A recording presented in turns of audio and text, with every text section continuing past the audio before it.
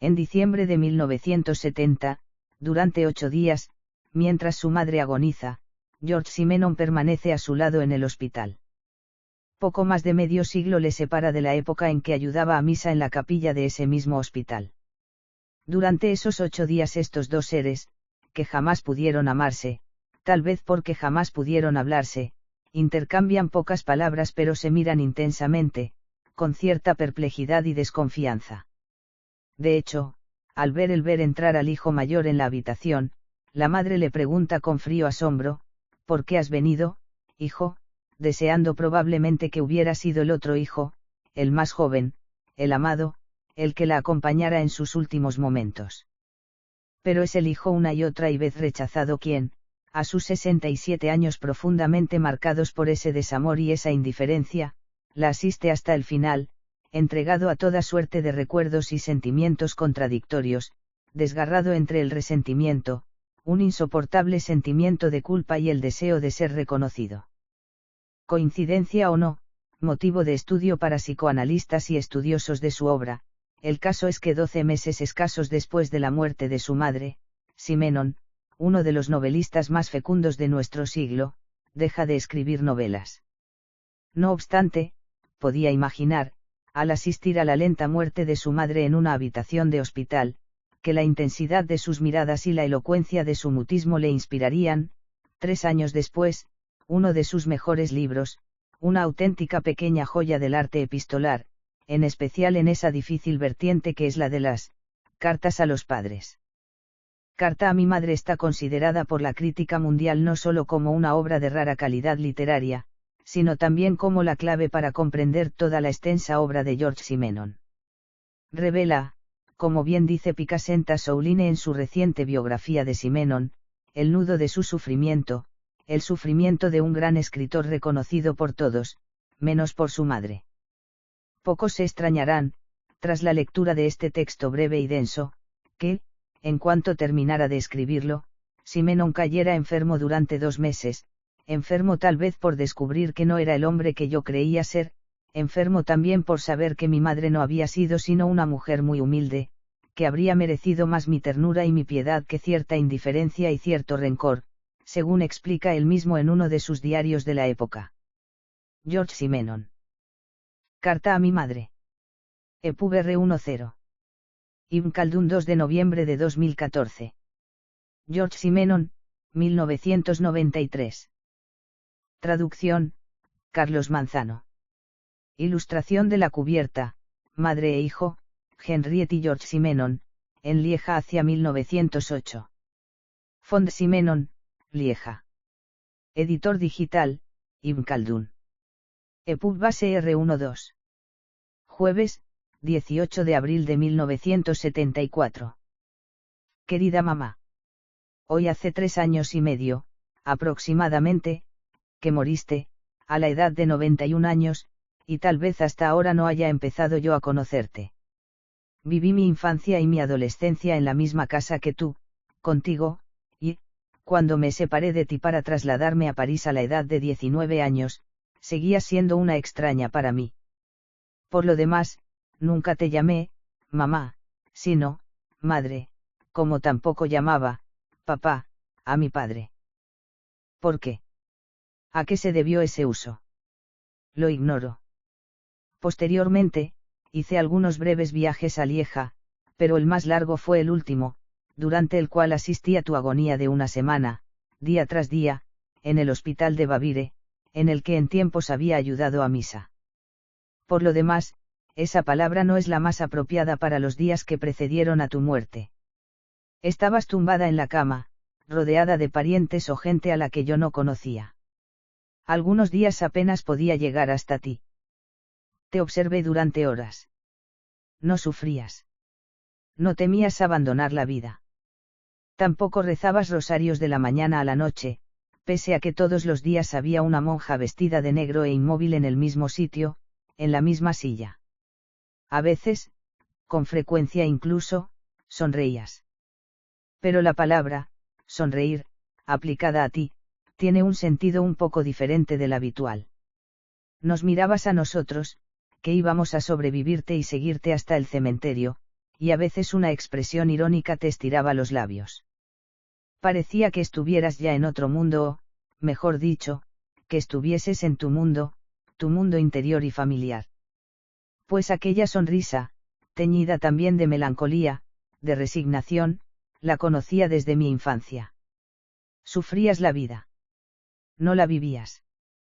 Se podía haber pensado que esperabas el momento en que, por fin, estarías tumbada en tu cama del hospital antes del gran reposo. Tu médico era uno de mis amigos de la infancia. Me dijo que, después de la operación que te había practicado, te apagarías despacio. Fueron 8 días, aproximadamente, mi estancia más larga en Lieja desde mi marcha a los 19 años, y, cuando abandonaba el hospital, no podía por menos de recobrar placeres de mi juventud, como ir a comer mejillones con patatas fritas o anguila en salsa verde. Debería darme vergüenza mezclar imágenes gastronómicas con las de tu habitación del hospital. No lo creo. Todo eso está relacionado. Todo está relacionado, un todo que intento desenmarañar y que, tal vez, comprendieras tú antes que yo, cuando me mirabas con una mezcla de indiferencia y ternura. Mientras viviste nunca nos quisimos, bien lo sabes. Los dos fingimos. Hoy, creo que cada uno de nosotros tenía una idea inexacta del otro. Se adquirirá, cuando se está a punto de partir, una lucidez que no se ha tenido antes. Aún lo ignoro. Sin embargo, estoy casi seguro de que tú catalogabas con mucha exactitud a quienes venían a verte, sobrinos, sobrinas, vecinas, qué sé yo. Y, en cuanto llegaba yo, me catalogabas también. Pero lo que yo buscaba en tus ojos y en tu sereno rostro no era la idea que tenías de mí, era la idea verdadera de ti que yo empezaba a percibir. Yo estaba emocionado, ansioso. La víspera, por la noche, había recibido la llamada telefónica de mi antiguo condiscípulo Orban, que había llegado a ser cirujano jefe del hospital de Baviera y que te había operado.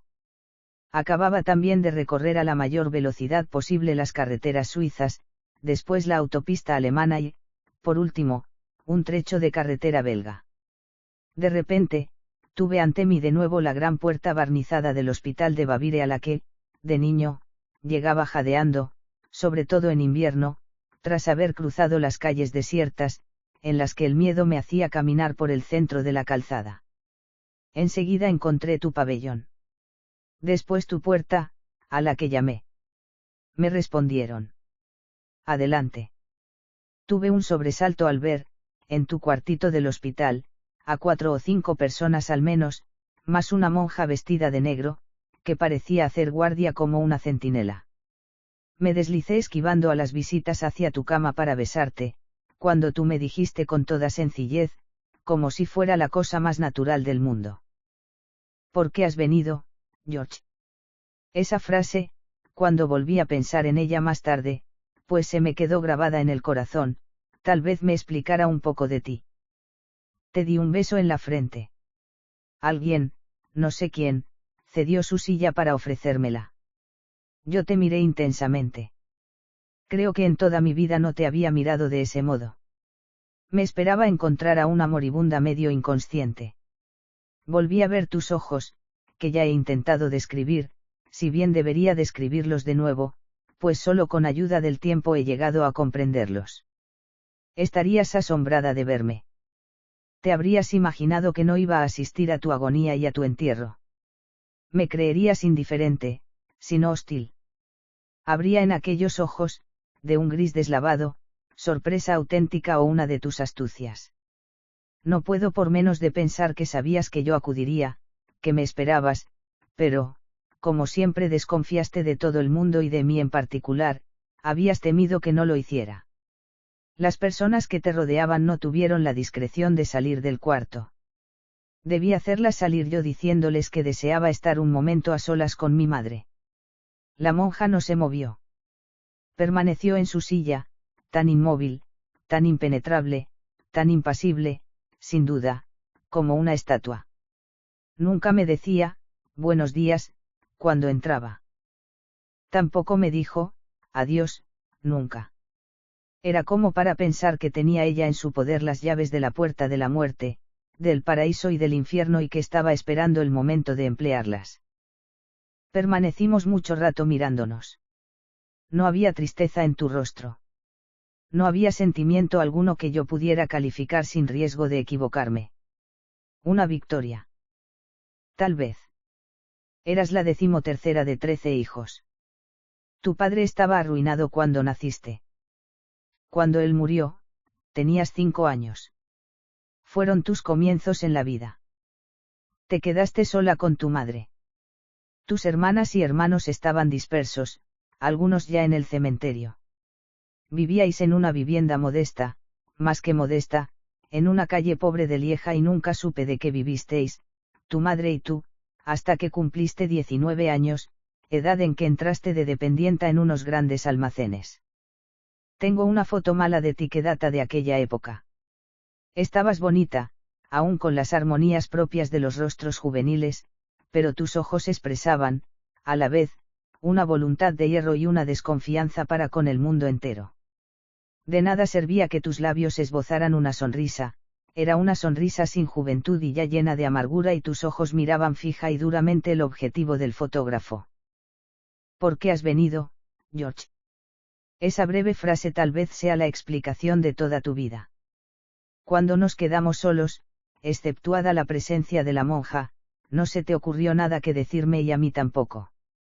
Tomé tu enflaquecida mano, que descansaba sobre la sábana. Estaba fría y parecía como sin vida. Te habrías sentido decepcionada o apenada, si yo no hubiera acudido. Me gustaría saberlo. Conocías a quienes estaban en tu habitación a mi llegada, sabías, por así decirlo, lo que cada uno de ellos esperaba de ti. Uno, dinero; otro, uno de tus 2 aparadores del comedor; otra, la mantelería y demás. Pues tú nunca te hiciste ilusiones. Nunca creíste en nadie.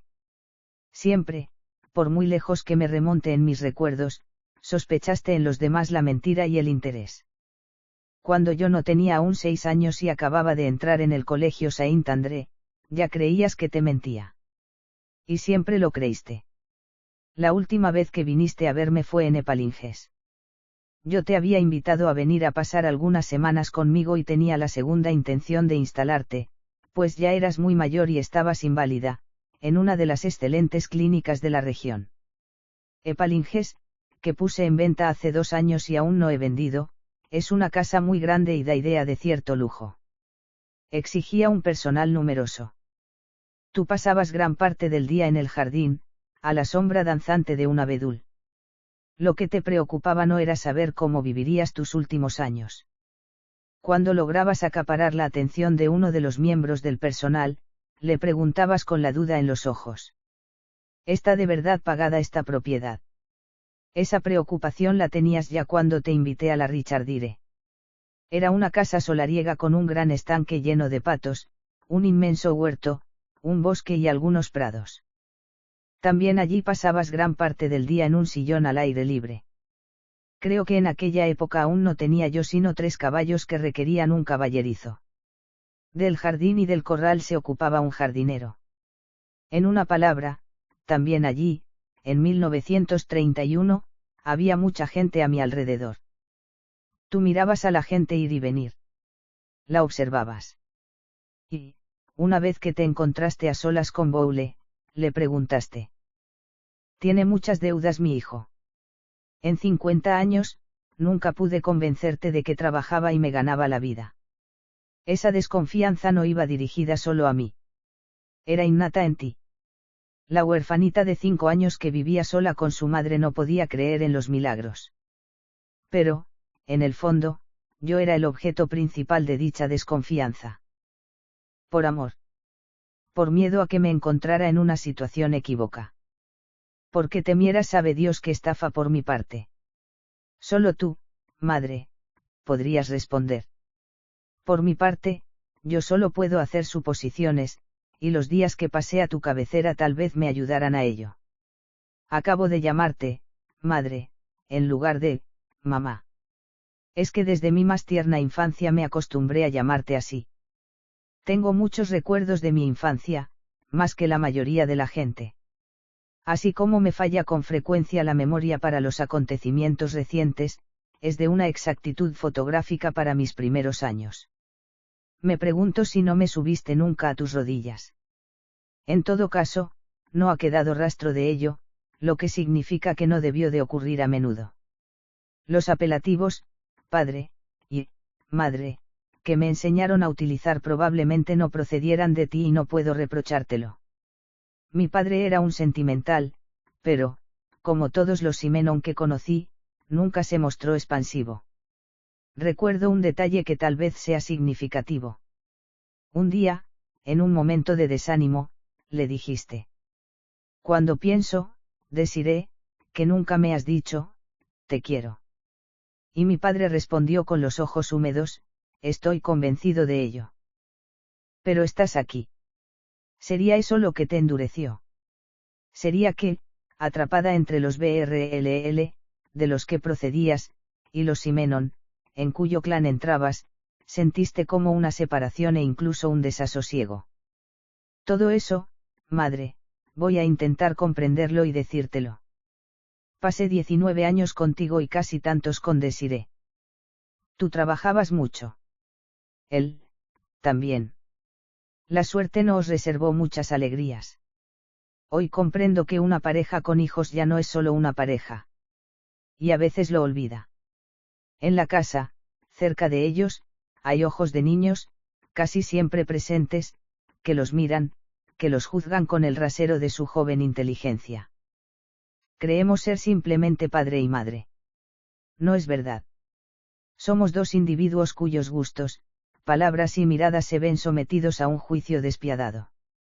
Ahora que has muerto, ahora que te escribo una de mis escasas cartas, yo también soy padre y, naturalmente, ya no soy despiadado. Me pregunto hoy lo que pensarías tú, tan desconfiada, durante las horas que pasaba yo al pie de tu cama, mirándote más intensamente de lo que hubiera deseado. Tal vez te dijeses: espera con impaciencia a que fallezca para abandonar el hospital y volver a su casa. Y tal vez también la sombra de una sonrisa que por la mañana se te dibujaba entre los labios significara: como ves, aún estoy aquí. Ahora bien, durante todas aquellas horas, yo intentaba comprenderte, conocerte, imaginar a la niña Henriette BRLL que había sido, pues solamente se conoce de verdad a alguien si se ha conocido su infancia.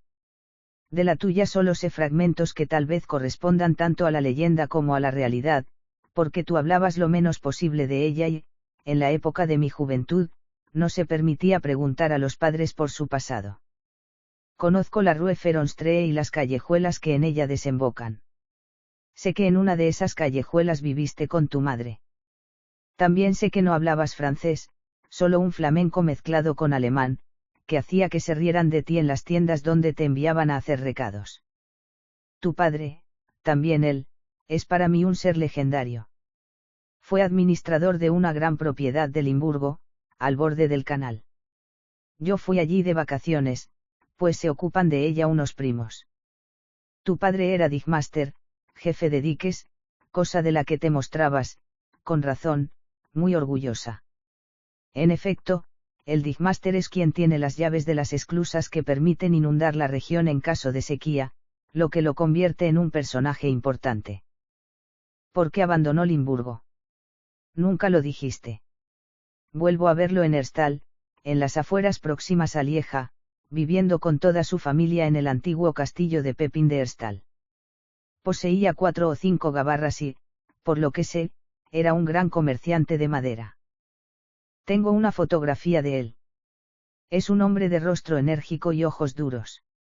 Era alemán, nacido cerca de la frontera holandesa, y se casó con una holandesa. ¿Cómo? ¿Por qué vino a Bélgica? ¿Por qué se puso a beber desmesuradamente hacia la edad de 50 años? Lo ignoro. El caso es que una noche de borrachera avaló unas letras de cambio para un amigo, este quebró y tu padre se encontró de repente en la ruina. Así, que tú tenías 5 años cuando abandonaste el antiguo castillo de Herstal. El único recuerdo que de él me confiaste es el de que habías tenido una oveja. Te la habían dado cuando aún era un cordero y, después de que creciese, siempre te negaste a separarte de ella. ¿Qué vida se hacía en Herstal?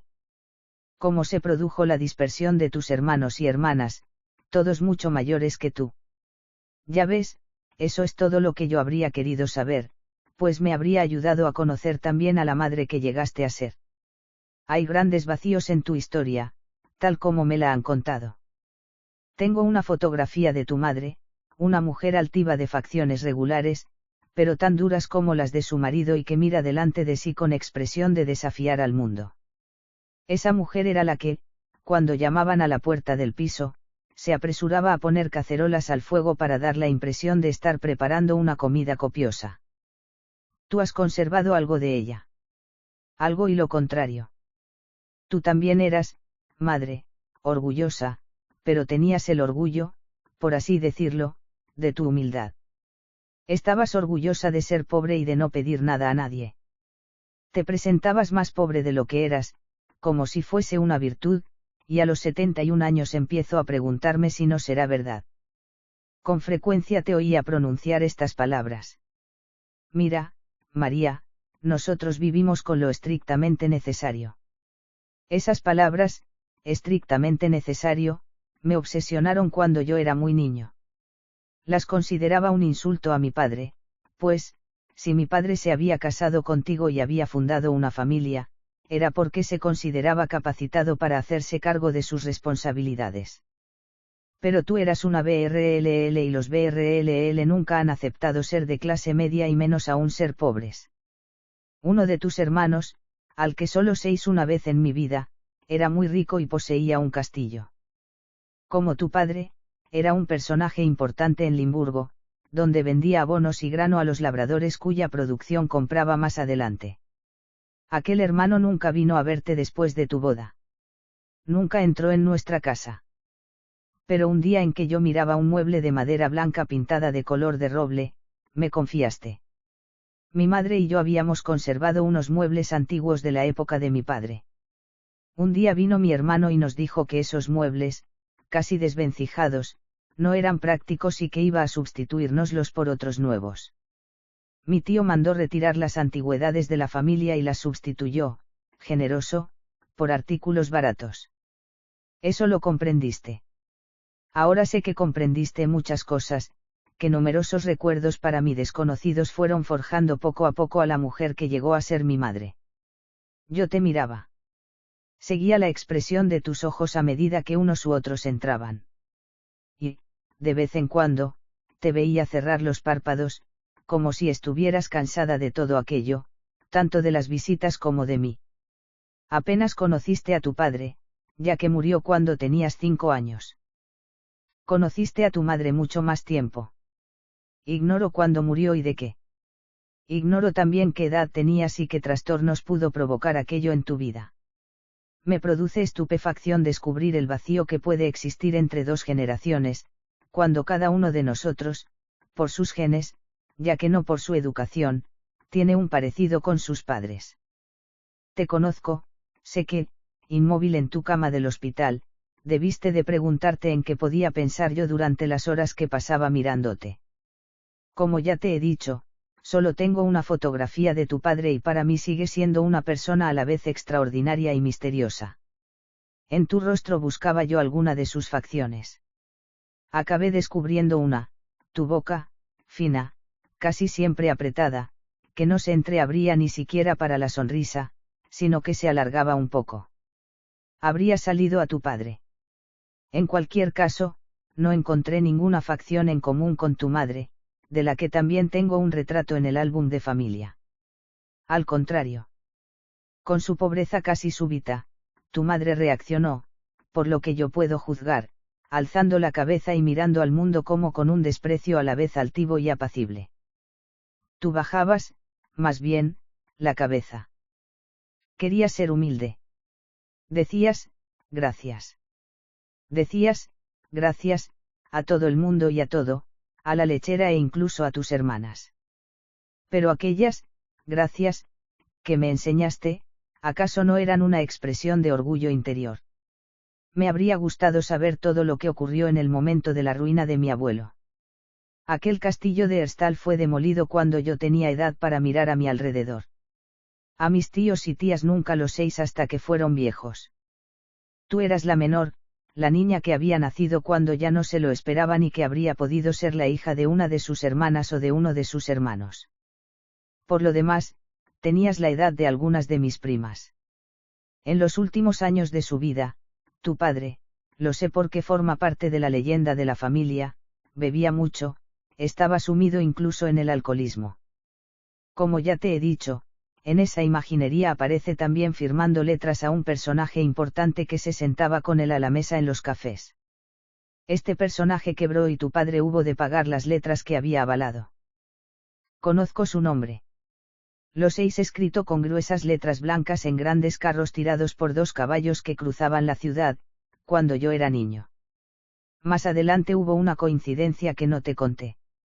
En 1952 fui a Bélgica para asistir a una recepción de la Academia Belga.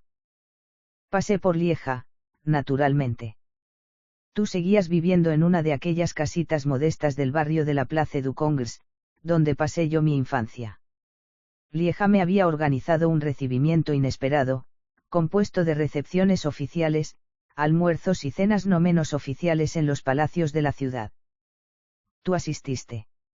Sin embargo, una noche, no lejos de Embourg, donde habíamos pasado tantas vacaciones, hubo una cena a la que me llevaron unos periodistas, pero que no formaba parte del programa.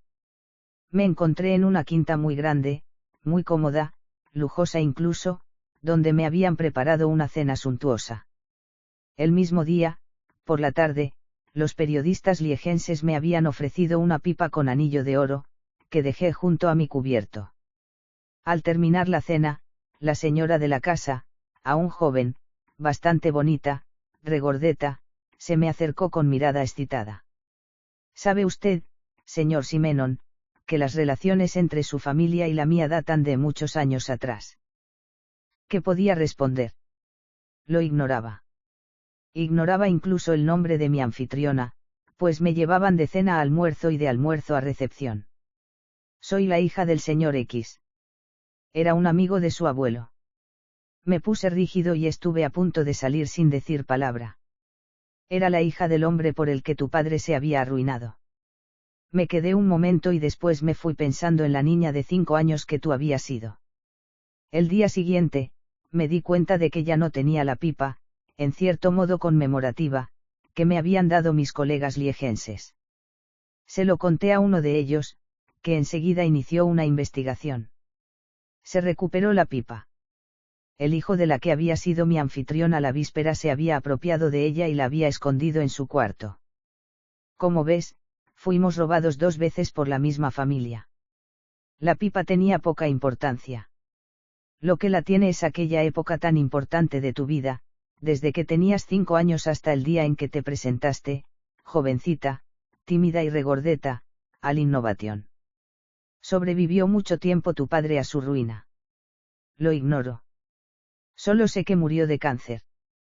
¿Qué edad tenían tus hermanos? ¿Y tus hermanas? ¿Cuáles eran tus relaciones con ellos? No puedo por menos de pensar en ti, en aquella época, como un pajarito caído del nido. Toda la familia, según me pareció comprender, hablaba unas veces alemán, lengua de tu padre, y otras flamenco, lengua de tu madre, que era holandesa. Te imagino en las tiendas de la Rue Feronstree, una calle popular y comercial como la Rue Puig-Saint-Soc, donde había nacido mi padre, balbuciendo las palabras en francés que habías aprendido aquí y allá. ¿Dónde fuiste a la escuela? Fuera donde fuese, eras en ella una extranjerita, de la que los demás debían de burlarse. Tenían que explicarte cada palabra francesa. Y, cuando regresabas al modesto piso de tu madre, volvías a hablar esa mezcla de alemán y francés que toda tu vida te oí emplear con tus hermanos y hermanas. Os venía de forma natural a los labios.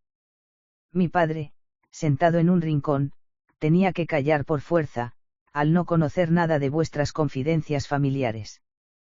Durante los últimos días de tu vida, cuando estabas acostada, apacible, con una ligera sonrisa en tus labios finos, pensarías a veces en la oveja de tu infancia, en las gabarras de tu padre que surcaban los canales tiradas por sus caballos, en los troncos de árboles que transportaban, en las pilas de madera que se amontonaban en torno al castillo de Herstal.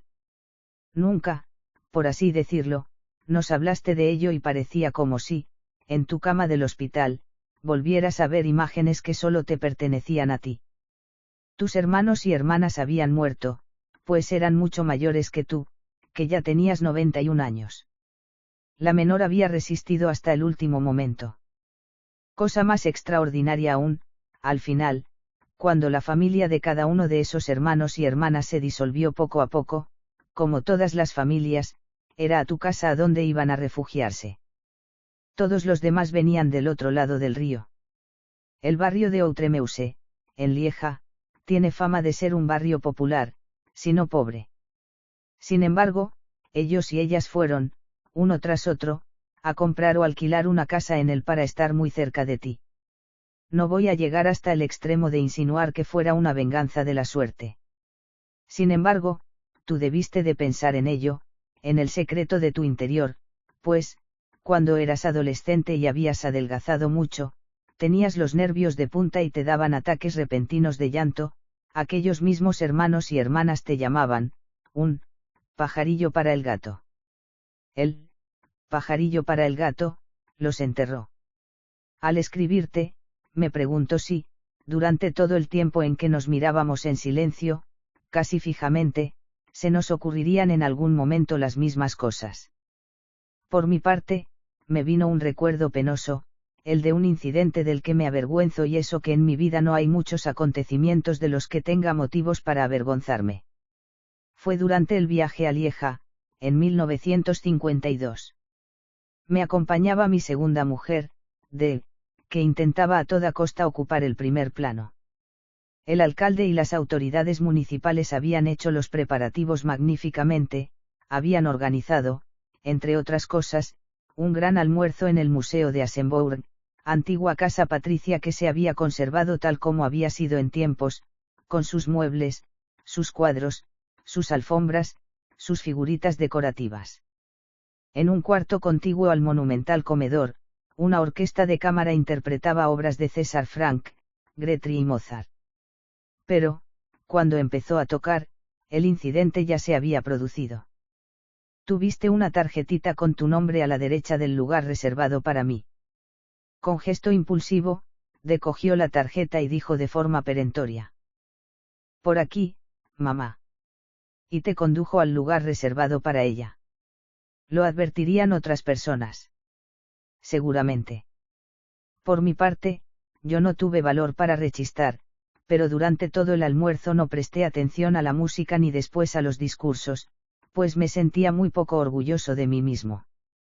Es uno de los peores recuerdos de mi vida. Para borrarlo, por así decirlo, con un recuerdo más divertido, que data del mismo viaje, voy a recordarte la cena en una de las grandes braseries de la ciudad. Los periodistas, mis colegas, con algunos de los cuales había trabajado en el pasado, habían cedido a los oficiales la mayor parte de mi tiempo. Solo habían pedido una velada, una cena campechana, sin Fausto, que iba a celebrarse en aquella braserie. Solo me recomendaron que no te llevara, pues se trataba de una reunión muy poco protocolaria, que podía terminar con una alegría que tú no habrías apreciado. Con que te anuncié que aquella noche no estabas invitada. Tú siempre te tomabas las cosas por la tremenda en lo que a mí se refería. A veces fuiste más lúcida que yo. Pero con mayor frecuencia te equivocabas. Vuelvo a verte menear la cabeza, con expresión contrariada, y te oigo decirme: Por Dios, George, ten cuidado. Ya verás cómo te arrastran a una orgía. Naturalmente, no hubo orgía. Por lejos que me remonte en el pasado, es decir, desde mi más tierna infancia, nunca comprendí esa desconfianza casi innata que tenías respecto a mí y que probablemente contribuyese a alzar una especie de barrera entre nosotros. Parecía como si me creyeses siempre capaz de las peores fechorías y, si mi hermano Christian, 3 años menor que yo, se echaba a llorar, te volvías hacia mí y preguntabas: ¿Qué le has hecho otra vez? Yo no le había hecho nada. Lloraba por una razón ajena a mí. Ahora me pregunto si no sería necesario que hubiese un villano en la familia y que ese villano fuese yo. No te guardo rencor. A veces estuve resentido contigo, entre otras, cuando, en Pedigree, hacia 1942, te describí con el nombre de Elise. Ahora me doy cuenta de que el retrato, bastante detallado, que hice de ti no era exacto. Por lo demás, en aquella época, me abstuve de publicarlo. Lo guardé en mis cajones durante casi 10 años por miedo de causarte pena. Cuando por fin apareció, me sorprendió saber por unos vecinos que se lo dabas a leer, orgullosa, a todo el mundo en la calle y que firmabas tus cartas como Elise en lugar de Henriette. Lo que más me gustó fue enterarme de que, después de mi visita a Lieja, de la que acabo de hablarte, las autoridades, desde el alcalde hasta el gobernador, no solo te invitaron a todas las ceremonias y cenas oficiales, sino que, además, enviaban un coche para que te recogiera. Ya ves que en mi memoria hay recuerdos buenos y malos, como, supongo, en todas las memorias, y es probable que en tu habitación del hospital de Baviera hubiese momentos en que tú también pensaras que, en el fondo, tal vez yo no fuera tan malo como habías imaginado. Algo después, te invité a pasar todo el tiempo que quisieras en Connecticut, en Estados Unidos. Tenía yo allí una gran propiedad y temía un poco tu reacción, la que tenías siempre que descubrías algún lujo en mi casa o en mi círculo. Fui a buscarte con mi coche al aeropuerto internacional. Me quedé atónito al verte vestida como una pobre, pues sabía a ciencia cierta que una de nuestras parientas, quien poseía varias casas de costura, te había ido haciendo un guardarropa bastante importante. Una vez en casa, te pregunté si tenías otra ropa que ponerte y me respondiste que no. Como por desafío. Sí, por desafío, pero un desafío que ahora comprendo y que siento tentación de aprobar. La menor de la Rue Feronstree, la dependienta del Innovation, a quien sus hermanos que habían llegado a ricos nunca habían ayudado, se rebelaba instintivamente ante todo lo que fuera costoso. ¡Ay, María! Y pensar que yo vivo con lo estrictamente necesario. Es lógico. Te llevé a Nueva York y te compré varios vestidos. Y aquí transcurre una historia tragicómica, más trágica, en el fondo, que cómica. De siempre tuvo la manía de hurgar en los cajones y entre la ropa de los demás. Descubrió que solo tenías un viejo corsé, todo raído y deformado. Fue a comprarte otro y, sin decírtelo, tiró el tuyo a la basura. A la mañana siguiente, se quedó muy sorprendida al darse cuenta de que el corsé había desaparecido del cubo de la basura. Tú debías de haberte levantado por la noche, haber recorrido pasillos bastante complicados, haber abierto la puerta, sabe Dios cómo, y haber bordeado las paredes como un ratón, hasta que te encontraste con las basuras. No dijiste nada. Nadie dijo nada.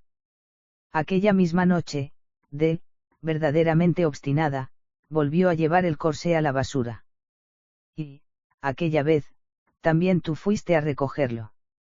Aquello se estaba convirtiendo en una batalla de mujeres, un combate entre dos voluntades. Por un lado, orgullosa, agresiva, despiadada, y, por otro, la mujercita llegada de Lieja y vestida con lo más viejo que tenía, como para proclamar: me habéis invitado. Habéis insistido para que venga. Bueno, pues, tendréis que aceptarme como soy, porque yo no me dejo impresionar por vuestros aires de grandeza. ¿Volverías a pensar en aquello, madre? Yo sí, y en muchas otras cosas que intentaré decir y que, durante años, han permanecido enterradas en el fondo de mi memoria. Cara a cara en un cuartito de hotel, sabiendo que a la otra persona le quedan solo unos días de vida, siente uno la tentación de hacerse preguntas y entonces las hace sinceramente, sin ninguna evasiva. Poco importa la gente que va y viene en tu cuarto. Por lo demás, no parece que vayan ni que vengan. Caminan con pasos tan sigilosos, que no se les oye entrar ni salir. Permanecen allí, sentados, si encuentran una silla, o de pie, durante horas, parece, esperando seguramente a ver pasar la muerte. La monjita es la única que no cambia, la que conserva su inmovilidad de cera, con un rosario de enormes cuentas carmelitas en su regazo. No sé lo que esperaría ella. Probablemente lo mismo que los otros. El más fiel es un hombre relativamente entrado en carnes, pariente lejano, y que me ha pedido 2 o 3 veces por carta que le compre una casa en los alrededores de Lieja para él y su familia. Yo no te lo he dicho. Pero sé que lo adivinas. En el fondo, estamos solos nosotros dos, afrontándonos en cierto modo. Tú tienes 91 años, pero, para mí, no has envejecido. Siempre has tenido ese rostro fino, esa tez mate, esos labios que a veces se estiran. Yo tengo unos 70 años. Nos separan 50 años, 50 años de los que yo apenas sé nada en lo que a ti respecta y menos aún sobre los años que los han precedido. ¿Cómo es que tú, la menor, tienes en tu poder el álbum de familia? No te lo han disputado tus hermanas mayores, tus hermanos. Te lo has ganado a fuerza de obstinación, como todo lo que has ganado en tu vida. Es un grueso álbum de cuero verde, con las esquinas doradas y una flor, dorada también, en la cubierta. Varias veces, te pregunté por las personas que figuran en las diferentes páginas. En aquella época, la fotografía estaba poco difundida. Había que ir a la casa del fotógrafo, quien, para enfocar, ocultaba el rostro tras un velo negro. Por lo general, solo se iba en las ocasiones importantes. Tu padre, tu madre figuran en lugar destacado. Reconozco también a algunas de tus hermanas y a algunos de tus cuñados, a quienes conocí de niño. Pero hay otros de los que nunca pudiste decirme nada. Me pregunto si sabrías tú misma quiénes eran. En particular, una mujer muy estirada, de mirada fija y rostro austero, que llevaba un uniforme para mí desconocido entonces y ahora, el de una secta religiosa alemana, por lo que he podido saber. Un joven también, en uniforme de oficial del Kaiser, que debe de ser uno de mis tíos. Pero, mientras te miro, no es en ellos en quien pienso, sino en otra fotografía, una mujer muy joven, todavía en edad de crecer, bajo un velo de gasa negra que baja, desde su sombrerito, también de gasa negra, hasta el suelo. Eres tú. No sé a qué edad. No sé por quién llevarías luto. Lo sabes tú misma. Hubo tantos lutos en la familia en aquella época, que a ti y a tus hermanas oséis con mayor frecuencia bajo velos de gasa que con vestidos claros. A veces me pregunto si, durante todos estos días, no estaremos jugando, tú en tu cama, yo en una silla incómoda, a un jueguecito extraño. Tú sabes que vas a morir. Mi amigo Orban no te lo ha ocultado, y ha hecho bien. Por lo demás, nunca ha sido fácil ocultarte algo. Así pues, vives ya como fuera del mundo, me refiero al mundo de los seres humanos, y nos miras con lo que tal vez sea una cierta ironía, pero también piedad. Pues nosotros, que también te miramos, tenemos aún un camino más o menos largo que recorrer. Nada puede darnos idea de lo que ese camino será. Tú lo sabes y en eso consiste tu superioridad sobre nosotros. Es tal vez, también, la explicación de esa ligera sonrisa que de vez en cuando se dibuja en tus labios. Sin embargo, has tenido 17 años. Esa es la edad que yo calculo que tiene la joven de luto del retrato. Tal vez 18. Y aún te quedaba un no sé qué de la infancia. Hacia aquella época, te presentaste al Innovation, uno de los principales grandes almacenes de Lieja, a donde acudiste, según me repetiste con frecuencia, segura de ti misma, casi con mirada desafiante, a ver a un tal señor Bemeim, que entonces era director de los almacenes. Ya ves que recuerdo incluso el nombre. El señor Bernheim. Este constituyó un hito en una primera etapa de tu vida, ya que, el día siguiente mismo, empezabas a trabajar detrás de un mostrador. De niño fui con frecuencia al Innovation contigo. Conocías a la mayoría de las dependientas. Ibas de una sección a otra a estrechar manos y contar cosas de tu vida.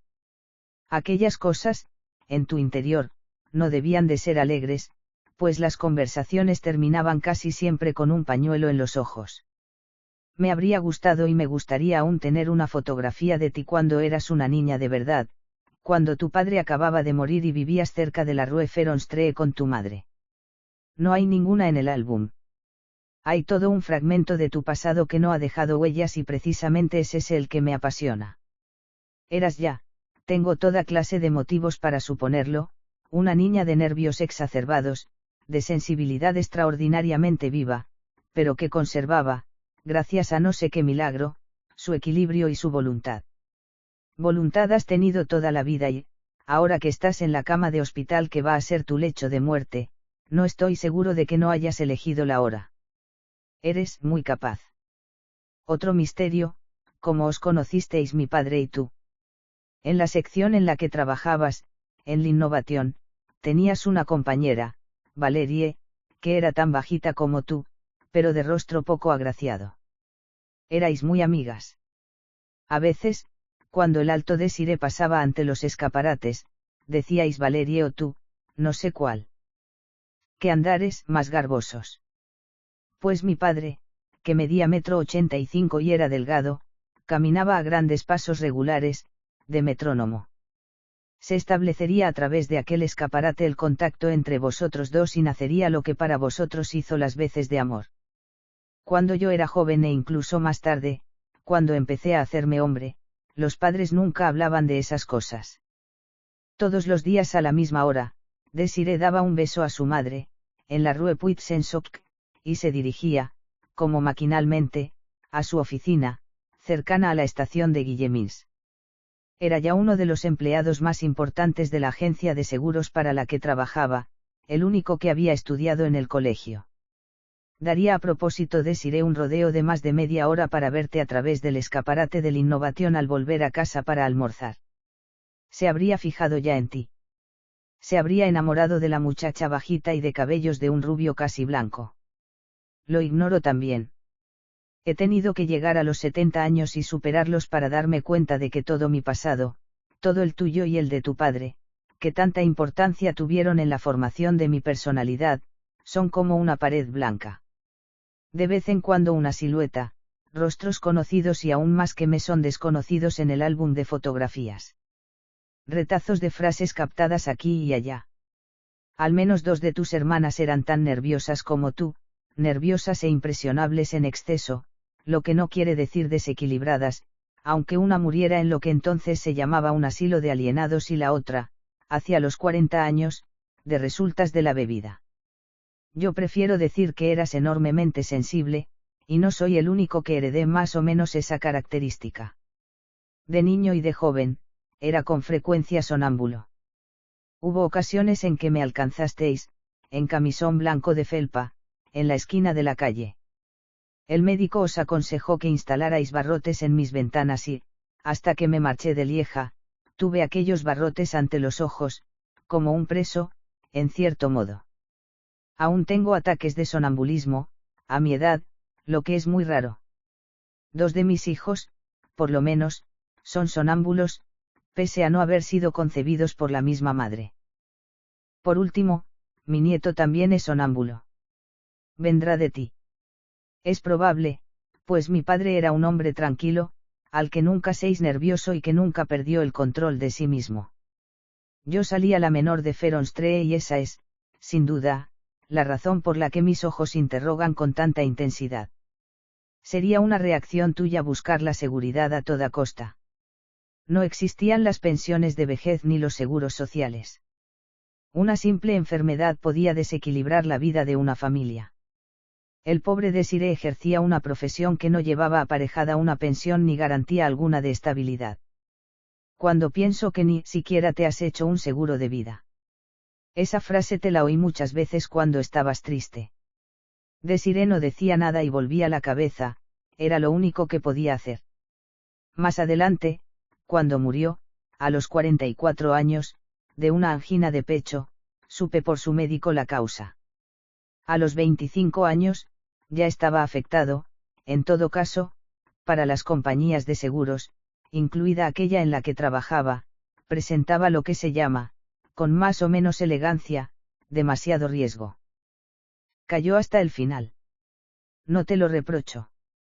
No era él a quien me ponías como ejemplo para el futuro, sino a cierto señor Reculé, que tenía 60 y tantos años y, por no sé qué meandros, había llegado a ser algo amigo de la familia. Ya no trabajaba ni tenía que hacerlo, pues estaba, jubilado. Había trabajado en los ferrocarriles del Nord-Belge y en las compañías de ferrocarriles ya existía la jubilación. Se le veía pasearse, sonriente, seguro de sí mismo, gozando de todos los años que había pasado tras una ventanilla. Ni siquiera tenía que preocuparse por el porvenir de su mujer, pues, a su muerte, ella también recibiría una pensión. Como ves, madre, los hijos observan y escuchan.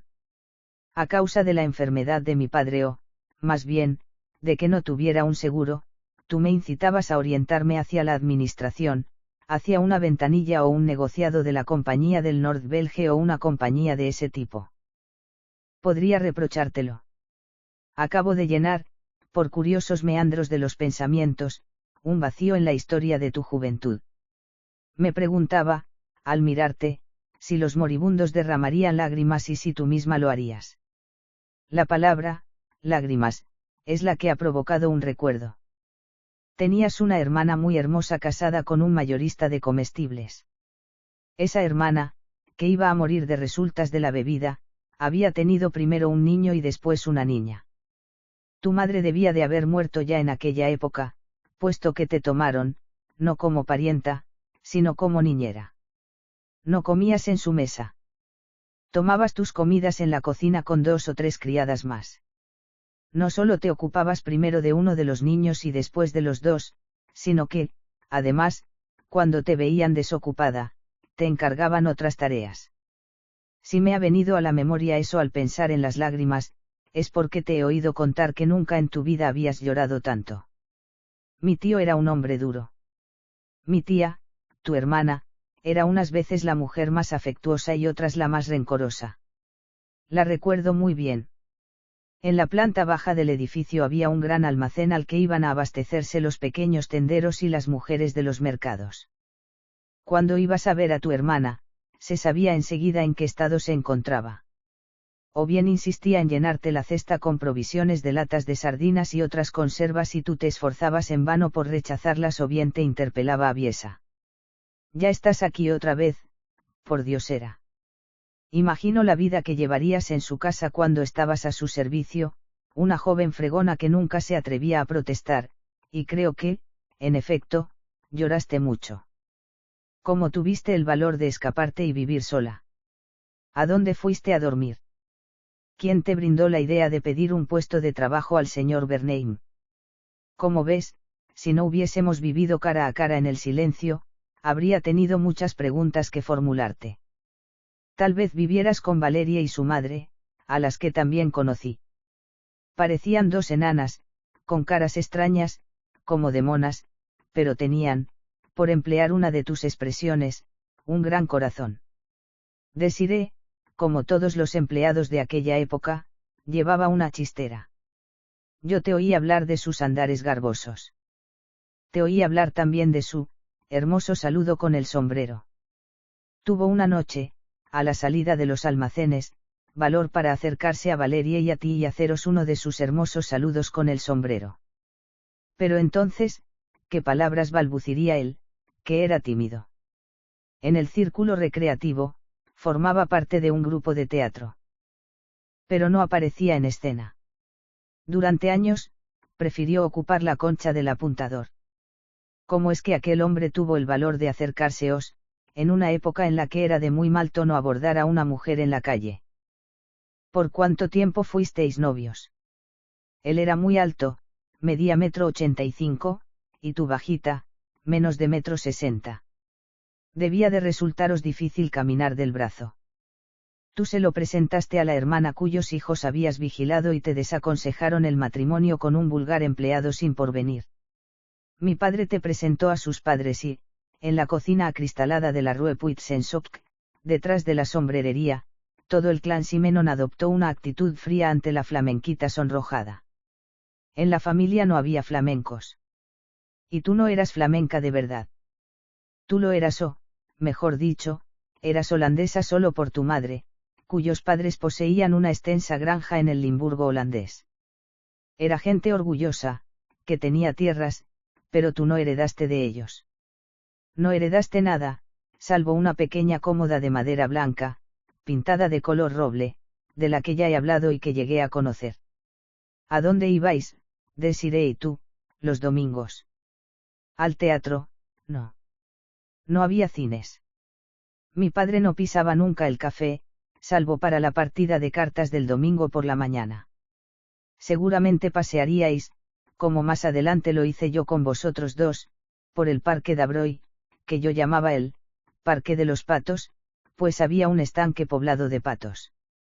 No tengo ninguna foto de vuestra boda, ni de aquel periodo de vuestra vida en común. Como yo me conocía a mi padre, supongo que los domingos por la mañana te llevaría a la cocina de la Rue Puig, en Soc, donde todos los Simenon se reunían en torno al padre y la madre. Te dirigirían la palabra. ¿Te atreverías a tomarla tú misma? Lo dudo. Los Simenon formaban un clan tan cerrado que debías de sentirte tan lejos allí como en tierra extranjera. Durante poco más de un año vivisteis en la Rue Leopold, en el centro de la ciudad, donde yo nací. Después os instalasteis en Outremeuse, a 2 pasos de la Rue Puig en Soc, y ya no abandonasteis nunca más el barrio. Ahora, en el hospital, tú tienes 91 años. Yo voy a superar los 70. Y entre nosotros ha transcurrido todo este tiempo. Te ha marcado. Has conservado el recuerdo de las horas y los días. Por tu expresión, pareces más bien liberada de ver acercarse el fin. He hablado del ratoncito que se deslizaba de noche por los patios de la Queville para ir a buscar su corsé. Toda tu vida, has caminado con el trotecillo de un ratoncito. Raras veces te he visto sentada. Y, mira por dónde, ahora te veo, por primera vez, me atrevería a decir, acostada. Al observar tu rostro, que ha cambiado tan poco, tus ojos claros, de un azul grisáceo, que han conservado su viveza, me pregunto si tu último suspiro no será un suspiro de alivio. En tu habitación del hospital hay algo que me oprime un poco y que a veces me impide pensar. Es el silencio que reina, con el deslizarse por el suelo de tarde en tarde de la silla de alguien que se va, los pasos sigilosos de alguien que entra, los balbuceos violentos que los recién llegados te dirigen. Se parece mucho a la iglesia. Una iglesia de la que tú eres el centro y en la que, con tu inmovilidad, adquieres dimensiones extraordinarias. Pues nos dominas a todos, los extraños que van y vienen y entre los cuales tal vez pueda contarme yo, que he sido un extraño para ti, la puerta que empujan y vuelve a cerrarse silenciosamente y que todas las veces deja entrar un poco de aire más fresco. Lo único que cambia la atmósfera es la visita del capellán. Es un hombre alto y fuerte, que en la vida corriente debe de ser, se adivina, bastante jovial.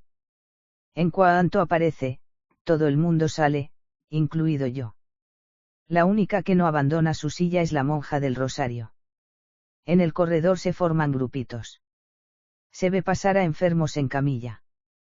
Se vislumbran miradas vacías o resignadas. Yo me obstino en la búsqueda de tu verdad, es decir, que sigo intentando comprenderte.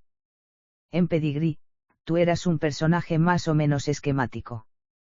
Yo describía algunos de tus hechos y gestos, recordaba alguna de tus frases. Hoy, es de la Henriette de verdad de la que quisiera encontrar el alma. En la Rue Leopold, donde pasaste tu primer año de mujer casada, teníais, mi padre y tú, una vivienda de 2 habitaciones, encima de una sombrerería, y habías de bajar medio piso para encontrar un grifo. Era un piso de gente humilde y se podía pensar que, toda tu vida, tuviste interés en formar parte del mundo de los humildes. Te asombraría mucho enterarte de que a mi edad yo me acerco cada vez más a él, porque siento que es también mi mundo y porque es el mundo de la verdad.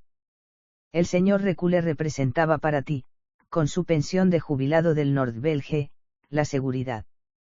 Existía otro que, sabe Dios por qué y cómo, formó parte por un momento de nuestros allegados. Se llamaba señor Roribe. Era bajo, regordete, de tez sonrosada como la de los bebés. Además, estaba exageradamente atento a su persona y sospecho que debía de llevar un trapo en uno de sus bolsillos para limpiarse el polvo que se posara sobre sus zapatos amarillos. El señor Roribe había regentado una mantequería durante muchos años, entre el olor un poco agrio de la mantequilla y el queso. Su mujer no era más alta que él y era también gruesa. Cuando se los veía a los dos, muy limpios, bien vestidos, con una sonrisa ingenua en los labios, se sentía, aún sin quererlo, una impresión de plenitud. Tú admirabas mucho al señor y a la señora Roribe. Un día pediste incluso a tu hermano, el que tenía un castillo, que te prestara un poco de dinero para abrir una mantequería. Tu hermano se negó. Era un hombre de negocios y las mantequerías, las hermanitas de la caridad, no eran de su competencia. Entonces, para ganar el dinero a toda costa, para asegurar tu porvenir y tener la certeza de no volver a conocer nunca más la miseria, convenciste a Desiré para que alquilara una casita en la calle vecina de aquella en la que vivíamos. Todas las casas del barrio eran modestas, casi todas iguales, salvo el color de las puertas y los marcos de las ventanas. Pusiste en la fachada un cartelito: se alquilan habitaciones amuebladas. Al mirarte, tan frágil en la cama, yo me pregunto si habría sido un acto de crueldad por tu parte. Debías de conocer el carácter de mi padre.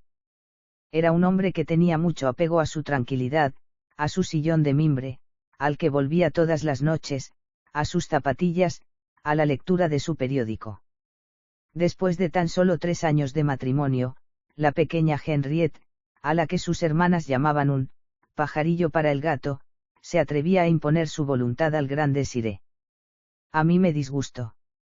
Siendo muy niño aún, sentí que una especie de desequilibrio se había establecido en la casa, en la que solo contabas tú, en la que trabajabas intensamente tú, de la mañana a la noche, en la que te desgastabas las manos haciendo grandes coladas, y el hombre que, al volver a casa, encontraba a menudo su sillón ocupado por un polaco y un ruso, su periódico entre las manos de otro.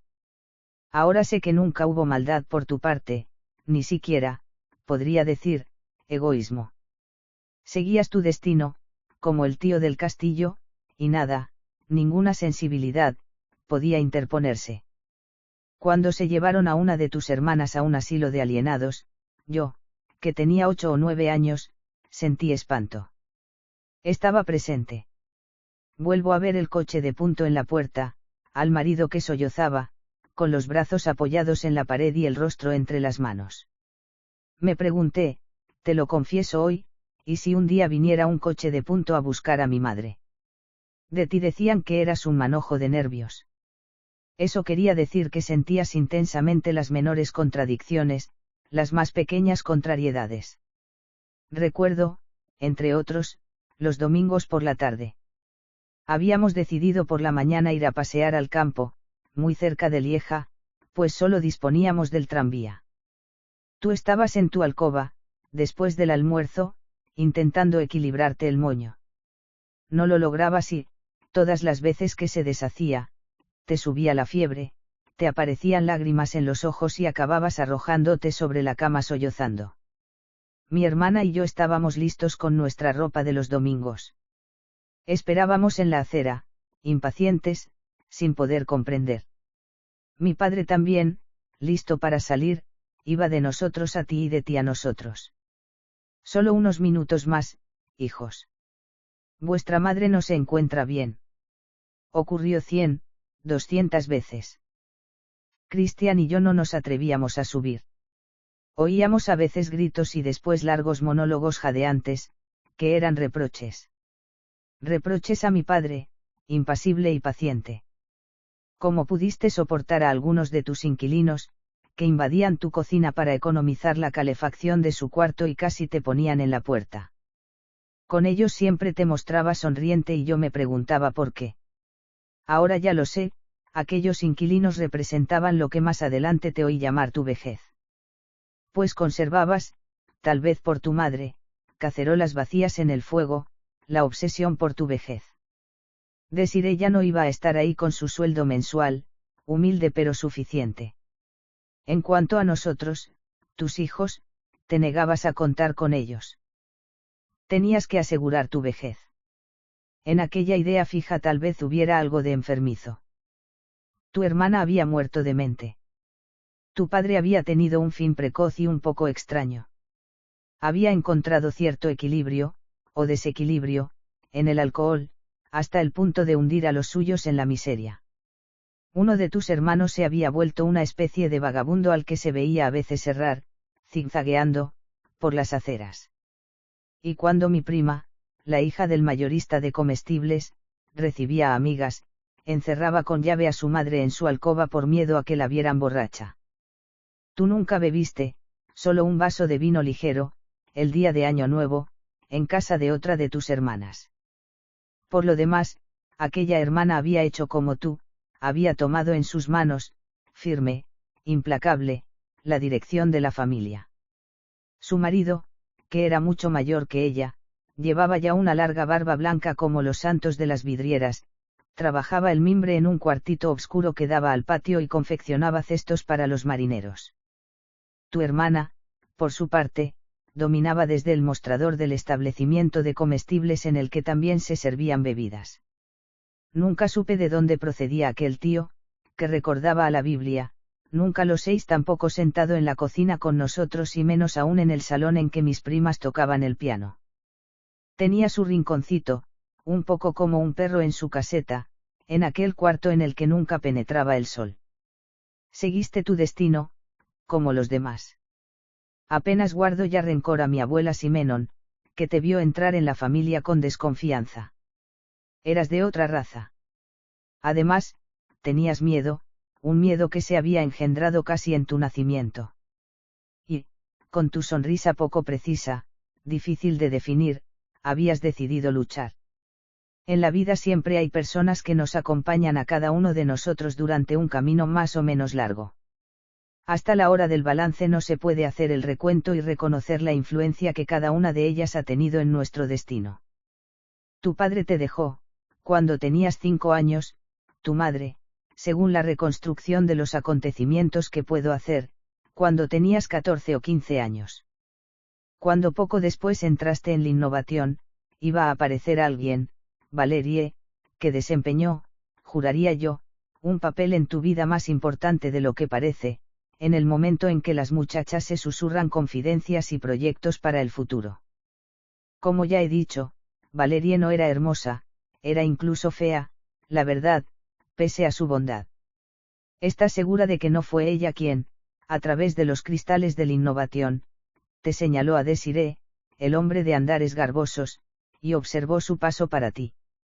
Yo conocí muy bien a Valerie hasta el momento en que abandoné Lieja a los 19 años. No debía de haber cambiado demasiado. Apenas se había arrugado un poco. Venía a cenar a casa una vez a la semana, primero con su madre y después sola. Recuerdo las miradas que echaba a mi padre, su risa excitada cuando éste la pinchaba. Y la pinchaba a menudo, tal vez para aprovechar esa excitación superficial. Eso me recuerda unas palabras tuyas. Por una razón misteriosa, tal vez porque la madre de Valerie estaba muy enferma, tuviste que ir a pasar la noche con ella y, al volver a casa, el día siguiente, dijiste: me resulta imposible dormir al lado de una mujer. El olor de mujer me repugna. Son pinceladas muy pequeñas. Pero debo buscar esas pequeñas pinceladas en mi memoria para reconstruir una vida de más de 91 años, para leer en aquellos ojos que me miran y para imaginar las palabras de aquella boca de labios estirados que nada me dice. Tuviste muchos inquilinos. 3 o 4 a la vez. Algunos estaban de paso, es decir, que permanecían solo un año en la Universidad de Lieja. En cambio, otros vivieron en casa 3 o 4 años. Con todos tenías la misma paciencia, el mismo buen humor, con todos, sobre todo con los más pobres, retrasabas la hora de irte a la cama para remendarles los calcetines. Había uno que era tan pobre, que ni siquiera tenía calcetines. Vivía con un huevo y un mendrugo de pan al día. Mediante astucias sutiles intentabas lograr que aceptara un trozo de embutido o un poco del plato que comíamos nosotros aquel día. Pero habías dado con un pobre más orgulloso aún que la pobre que tú deseabas ser. No sé lo que habrá sido de él. Ingeniero, seguramente, en Polonia. A no ser que fuese a trabajar a otra parte, cosa que le deseo, pues era judío y habría perecido en los hornos de gas. 3 o 4 veces fuimos a pasar la tarde del domingo en casa de la tía cuyos hijos habías criado en parte, la mujer del mayorista de comestibles, que iba a morir de alcoholismo. ¿Qué ocurrió entre vosotros? Más probablemente entre ellos y Desiree, pues me pareció comprender que por culpa de Desiree no volvimos a verlos. Hubo así épocas, algunas largas, otras cortas, en que pasábamos cada domingo en casa de una tía determinada. Por lo demás, siempre en casa de tías por parte tuya. En efecto, para ti era como si la familia Simenon, el mundo de la Rue Puitzen, Sok, no existiera. Mi padre iba todas las mañanas a dar un beso a sus padres al dirigirse a la oficina, incluso después de que muriera su madre. El domingo por la mañana, todos los chicos y las chicas estaban ahí, en la cocina, donde reinaban olores de platos preparados a fuego lento. Mi bisabuelo, ciego, estaba sentado en su sillón y sus nietos venían a darle un beso. En cuanto a mi abuelo, daba 5 céntimos a cada uno de ellos y a mí 10. Parece curioso. No es que me quisiera más que a los otros. Era muy propio de la mentalidad Simenon, yo era el hijo mayor del mayor de sus hijos o, dicho de otro modo, el futuro jefe de la familia. Todas estas imágenes me asaltan, madre, mientras intento comprenderte antes de que te vayas definitivamente. Dentro de 1 o 2 días, dentro de 3 días, habrás dejado de existir. La gente, inmóvil en su silla, en tu cuartito, ya no se ocupará sino de sus asuntos. Yo mismo volveré a mi casa con mis propios hijos. Se harán preguntas algún día sobre mí, como yo me las hago sobre ti. Lo dudo. Y, de todos modos, no me enteraré. Cuando abandoné Lieja, mi padre acababa de morir y, una vez más, dejaba tras de mí a una mujer de luto con largos velos negros. Pese a ser muy joven y carecer de situación estable, sentía cierta responsabilidad y te enviaba un poco de dinero todos los meses. También te escribía. No sé si he recuperado esas cartas, pero tengo motivos para suponer que eran afectadas, carecían de entusiasmo, pues nunca hubo auténtica intimidad entre nosotros. Por ejemplo, una escena que nunca he podido borrar de mi memoria dejó marcada mi juventud. Debía de tener 12 o 13 años. He olvidado la razón por la que te habías enfadado conmigo, mientras que yo, por mi parte, te hacía frente. Pues yo tampoco, lo reconozco, quería ceder nunca cuando creía tener razón. El caso es que tuviste uno de esos ataques de nervios que te daban con frecuencia antes del paseo de los domingos por la tarde. Te precipitaste hacia mí, incapaz de controlarte. Yo no comprendía las palabras que decías, pues, por instinto, hablabas flamenco o alemán. Me arrojaste al suelo y te pusiste a darme patadas sin dejar de gritar. Acabé escapando. Caminé por las calles hasta la oficina de mi padre. No me atrevía a decir la verdad. Aún iba temblando de miedo contenido. ¿Qué te pasa, hijo? Mi padre nunca me llamaba George, sino hijo, como yo a mis hijos la mayoría de las veces. No le dije toda la verdad. Le dije que estabas enfadada, que te había enfurecido mucho y que me habías abofeteado. Mi padre, por su parte, nunca me abofeteó, como tampoco a mi hermano. Al imaginar de nuevo aquella escena, no siento rencor. La auténtica razón es que ayuda a explicar tu personalidad. Durante mucho tiempo viví con el miedo de que un coche de punto viniera a buscarte, como había ido a buscar a tu hermana. En ti había algo excesivo que no podías controlar, pero al mismo tiempo había una extraordinaria lucidez. Voy a recordarte otra anécdota, aún más próxima, que tiene relación con aquella, pero en sentido contrario. Hace 3 o 4 años, te invité a pasar una temporada en mi casa de Epalinges. Como ya eras anciana y nunca habías viajado en avión, envié a mi secretaria a Lieja para que te acompañara. Te preparamos una alcoba en la sala de televisión de los niños. Instalamos, entre otras cosas, un armario bastante ligero. Comías en tu habitación, pues estabas bastante cansada y no querías bajar al comedor, en la planta baja. Acabado el almuerzo, hacías la siesta. Un día, no te despertaste a la hora habitual ni siquiera media hora más tarde. Yole, que entonces era nuestra doncella, acabó entreabriendo despacio la puerta. Te encontró sentada en una silla, con cardenales en el rostro y expresión de dolor, pese a la sonrisa que te esforzabas por ofrecer. Aprovechando que estaba sola, te habías dirigido hacia el armario. Como eras demasiado pequeña para llegar al estante superior, te habías subido al pedestal y el armario había caído sobre ti. En lugar de llamar, en lugar de gritar, te habías arrastrado hasta la silla, te habías levantado, a saber cómo, y habías esperado, estoica, ahí, sin decir palabra, estrechando entre tus flacas manos el tesoro que habías ido a buscar. Pues era un tesoro. Unas bolsitas con monedas de oro cada una de las cuales llevaba el nombre de uno de mis hijos. Habías trabajado toda tu vida para asegurar tu vejez, como decías, y nos aportabas el fruto de tus ahorros, en oro. Aún no he distribuido esas bolsitas entre mis hijos. Espero a que sean todos mayores y estén todos instalados en la vida, a fin de que no derrochen tontamente lo que tanto esfuerzo te costó adquirir.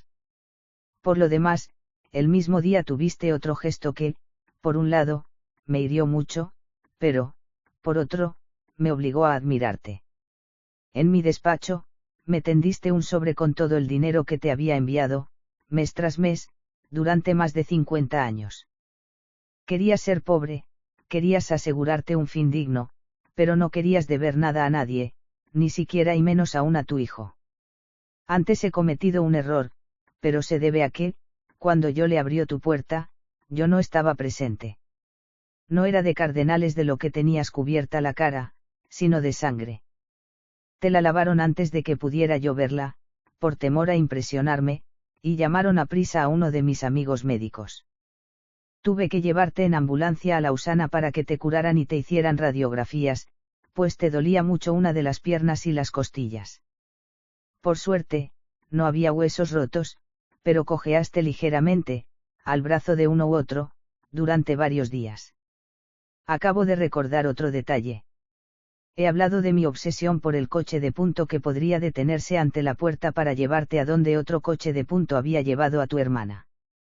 Tú alimentaste ese miedo en mí, voluntaria o involuntariamente.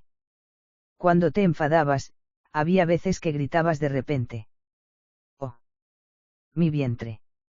Ya verás, George, cómo me enviarán al hospital. Yo era un niño. Ayudaba a la misa de las 6 de la mañana en aquel mismo hospital en que nos encontrábamos. Pero en aquella época los hospitales estaban reservados más que nada para los indigentes y vuelvo a verlos todavía con su uniforme rayado, como presos, con una bata de sayal. La idea de verte marchar hacia el hospital, verte con aquella ropa, me perturbaba hasta tal punto, que, aun cuando tuviera razón o creyese tenerla, caía de hinojos para pedirte perdón. Y resulta que, después de tantos años, volvemos a encontrarnos cara a cara, viejos los dos, en este hospital, con personajes de cera a nuestro alrededor. Existen 2 o 3 mil millones de hombres en la Tierra. Seguramente no sea una cifra exacta, pues soy alérgico a las estadísticas y a las cifras en general. ¿Cuántos habrá habido desde la prehistoria? Nadie lo sabe. Lo que podemos suponer es que, como ahora, se pelearon unos contra otros, se mataron unos a otros, debieron de luchar con sus vecinos, con los grandes cataclismos cósmicos y las epidemias. Sin embargo, todos se formularon más o menos la misma pregunta. ¿Qué es el hombre? ¿Quién es mi vecino? Hoy, la etnografía busca los rastros de aquellos hombres de la antigüedad, que son, a fin de cuentas, nuestros abuelos. La biología, en los laboratorios del mundo entero, intenta conocer al hombre actual. Y, sin embargo, no conocemos a la gente que vive en la puerta contigua a la nuestra, aquellos con los que nos cruzamos todos los días en la calle, aquellos con los que trabajamos codo a codo. Somos dos, madre, mirándonos, tú me trajiste al mundo, yo salí de tu vientre, tú me diste mi primera leche y, sin embargo, yo te conozco tan poco como tú a mí. Estamos, en tu habitación del hospital, como dos extraños que no hablan la misma lengua, por lo demás, hablamos poco, y desconfían el uno del otro. Sin embargo, créeme, yo te observo, reúno retazos de recuerdos y reflexiono para borrar las falsas ideas que haya podido haberme hecho sobre ti, para penetrar en la verdad de tu ser y quererte. Tuviste tu día de victoria. No puedo siquiera situarlo, aportar una fecha aproximada. Cuando yo tenía 20 años, tú tenías unos 40 y me parecía casi indecente que pudieras hacer el amor. En mi opinión, había pasado tu momento, habías empezado a ser una mujer vieja. No se trata de un sentimiento totalmente personal. Veo el mismo asombro en la mirada de mis hijos y de mi hija. Lo mismo debe de suceder en la casa vecina y en toda la ciudad. Para mí, eras una viuda. Habías vivido aquello a lo que la vida te había destinado. Ya no había más cambios que esperar. Sin embargo, hubo uno, y muy importante, ya que, mediante él realizabas por fin tus sueños de juventud y de mujer. No recuerdo dónde estaba yo cuando me enteré. Sería en Francia, en África, en Estados Unidos. El caso es que recibí una carta, con tu picuda y nerviosa escritura, en la que me anunciabas que ibas a casarte de nuevo. Te confieso que, en ese momento, me escandalizó. Conservaba tal culto por mi padre, que no imaginaba siquiera la posibilidad de que lo sustituyeras. Cuando leí los detalles, comprendí. Acababas de casarte con un jefe de tren jubilado, un jefe de tren del Nord-Belge, como el señor Reculé había sido jefe de negociado del mismo Nord-Belge. Por fin ibas a recibir una pensión. Por fin, tu vejez estaba asegurada, ocurriera lo que ocurriese. Posteriormente, recibí fotografías y postales. Tú, que nunca, por así decirlo, habías abandonado Outremeuse, ibas a Lourdes, a Niza, a Ostende, a qué sé yo qué otros sitios, y gratuitamente, pues tu nuevo marido tenía derecho a determinado número de kilómetros todos los años sin soltar un céntimo. También me enviaste su retrato. Era un ardenés delgado y nudoso, de facciones angulosas, de mirada casi inexpresiva. Solo lo conocí una vez, con motivo de no recuerdo qué viaje a Lieja. En aquel momento, reinaba cierta paz en la casa. Donde os habíais conocido no me lo dijisteis ni uno ni otro. Pero tú me contaste que habías velado y atendido a su mujer enferma hasta su último suspiro. Él no era de nuestro barrio. Vivía incluso en el extremo opuesto de Lieja. Como en el caso de Desiree, me formulé la siguiente pregunta. ¿Dónde? ¿Cómo? Pero esas no son preguntas que se puedan formular a tu propia madre. ¿Cómo está Valerie?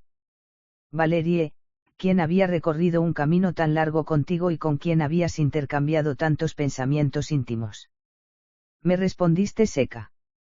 He dejado de verla. Después añadiste con una sonrisa forzada. Imagínate, está celosa de que me haya vuelto a casar. Curiosamente, aunque habías sustituido a mi padre por otro hombre, habías conservado su apellido. El de tu nuevo marido era André. Así, que, en tus cartas e incluso en ciertos documentos oficiales que tuve entre las manos, escribías, señora de André Simenon. Eso me hirió. En mi opinión, era como un abuso de confianza. Un hombre que no era mi padre había ocupado su sitio en tu casa, en tu cama, pero tú te empeñabas en conservar el apellido de tu primer marido. Sería porque yo ya era célebre. ¿Te parecería aquel apellido algo así como un talismán? Así lo creí. Pensé incluso que, en el fondo, conservabas también tú el culto del gran Desiree y que, después de tus segundas nupcias, deseabas conservar como un vínculo con él. Iba a desengañarme en tu habitación del hospital. No creas, madre, que te guardo rencor o te juzgo. Yo no juzgo a nadie. Si desde tiempos prehistóricos los hombres se matan unos a otros, ¿acaso no es por no comprender al vecino, a las personas de la tribu vecina? Pasabas a ser la señora André, mujer de funcionario que gozaba de una pensión para sí y más tarde para su viuda. No por ello dejabas de seguir siendo la señora Simenon. Yo solo seis una vez a aquel hombre al que llamabas el tío André. No me pareció antipático, ni extravagante ni atormentado por complejos. Solo me explicó que el oficio de jefe de tren era uno de los más duros y delicados del mundo, que los temblores continuos eran un peligro permanente para el organismo y que su gran distracción era ir todos los días a cuidar el jardín en torno a una casita que poseía en la colina. La casita en la que había vivido unos 20 años con su primera mujer, aquella a la que tú, madre, atendiste tan bien durante su enfermedad. Al mirarte ahora, en el hospital, al pensar en aquel pasado, me siento un poco sorprendido de tu serenidad. El tío André y tú no tardasteis en desconfiar el uno del otro. Él te acusaba de tener prisa porque se muriera para recibir sola su pensión. Dios sabe si no te acusaría también de haber apresurado la muerte de su primera mujer. En la casa de la Rue de l'Enseignement, donde ya no había inquilinos, permanecíais solos, frente a frente, como dos extraños, sino dos enemigos. Nadie anotó las frases que intercambiasteis. Debían de ser terribles y expresar un odio profundo, ya que, un día, decidisteis no hablaros más, sino utilizar notas garabateadas cuando necesitabais comunicaros. Cuando hablo de odio, no exagero. Yo no estaba presente, desde luego. Pero cuando un hombre y una mujer que viven juntos, unidos por el matrimonio, llegan a preparar cada uno su comida, a tener su propia fresquera cerrada con llave, a esperar a que la cocina esté vacía para comer a su vez, ¿cómo puede explicarse eso? Uno y otro teníais miedo a ser envenenados. Se había vuelto una idea fija, enfermiza tal vez. No puedo por menos de pensar en tu hermana y en el coche de punto que se la llevaba, mientras un hombre sollozaba, con los brazos apoyados en la pared. Y, sin embargo, vivisteis así varios años. Tú ibas a hacer tu compra. Él iba a hacer la suya. Tú preparabas tu comida. Él esperaba a que hubieras comido para preparar la suya. Y el resto del tiempo. No podíais quedaros cara a cara en la cocina o en el salón en silencio. Él se iba a su jardincito de la colina y tú ibas seguramente a tomar una taza de café a casa de una vecina. Habías ganado, desde luego. Habías ganado la pensión con la que habías soñado toda tu vida. No te avergonzaba aquel dinero, ya que un día viniste a devolverme orgullosa el que yo te había enviado. El tío André murió. Bruscamente, se desplomó, como mi padre. Me gustaría tanto saber lo que piensas en este momento, en el hospital, las imágenes que te pasan por la cabeza. Unas veces pareces plácidamente adormilada y otras tienes una sonrisa casi burlona. ¿De quién te burlas? De Desiré. Del tío André. De todos nosotros, que estamos inmóviles en tu habitación, y de la monja, que desgrana, impasible, su rosario. Tal vez sea de la vida de lo que te burlas, de la vida que debe de verse de otro modo cuando se está a punto de perderla. Este inmenso patio, en el que se alzan numerosos edificios y en el que hay enfermos con uniforme sentados en bancos desde que brilla el sol, me he acostumbrado a cruzarlo también yo hacia las 10 de la mañana. Hay que dar tiempo a las enfermeras para que te laven, te atiendan, también tienen que barrer y ordenar la habitación. A veces, a esta hora, solo está la monja de turno. Lo digo como si fuera siempre la misma. Seguramente no lo es, pero por la ropa, la inmovilidad, la tez pálida, yo no distingo a unas de otras. ¿Qué tal, George? Me sonríes. ¿Acaso me estás esperando? ¿Te agradan mis 2 visitas al día? ¿Preferirías quedarte sola con los parientes lejanos, los vecinos y los extraños que no van a tardar en desfilar? Lo ignoro. En todo caso, nunca has experimentado la necesidad de decirme algo, de comunicarme un mensaje personal. Ayer fui con Teresa a visitar la capilla en la que yo había ido a misa tantas veces. Quería saber si mis recuerdos no me engañaban, si de verdad era hermosa. Fue construida hace varios siglos por cierto Ernest de Bavière. ¿Quién era? Había sido conde, duque, príncipe o emperador. poco importa. En Lieja hemos conocido reinados de muchos extranjeros. Lo que da un carácter particular a la capilla es que está construida en 2 planos. La planta baja la ocupan los enfermos. Una escalera de 12 de peldaños, cubierta de una alfombra roja, conduce al piso de arriba, en el que se encuentra, frente a los fieles, el altar mayor y, a cada lado, una galería reservada a las monjas.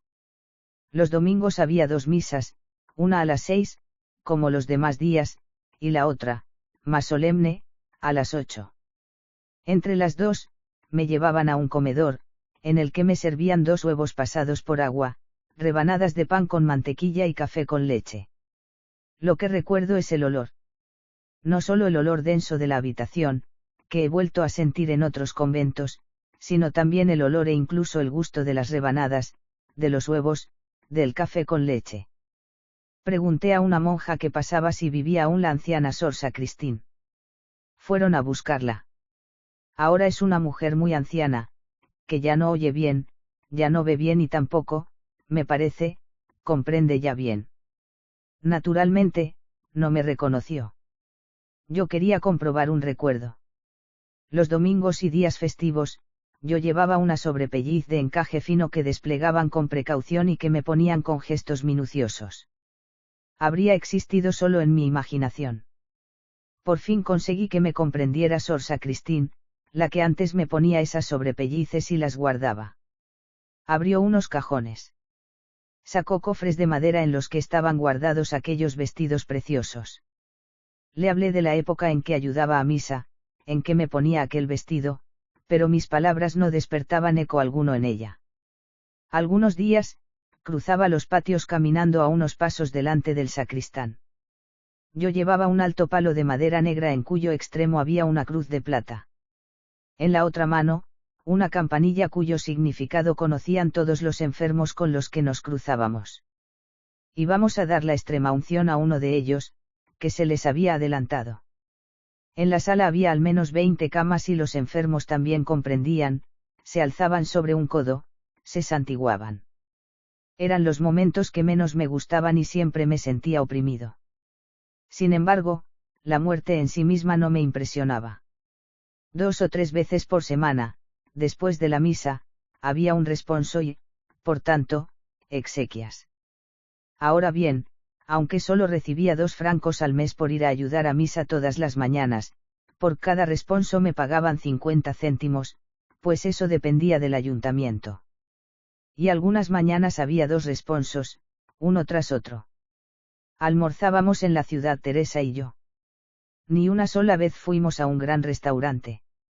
Entrábamos en los llamados fritures y nuestro menú era casi siempre el mismo, ya lo he dicho, mejillones y patatas fritas, a veces anguila. No por ello dejaba de pensar en ti.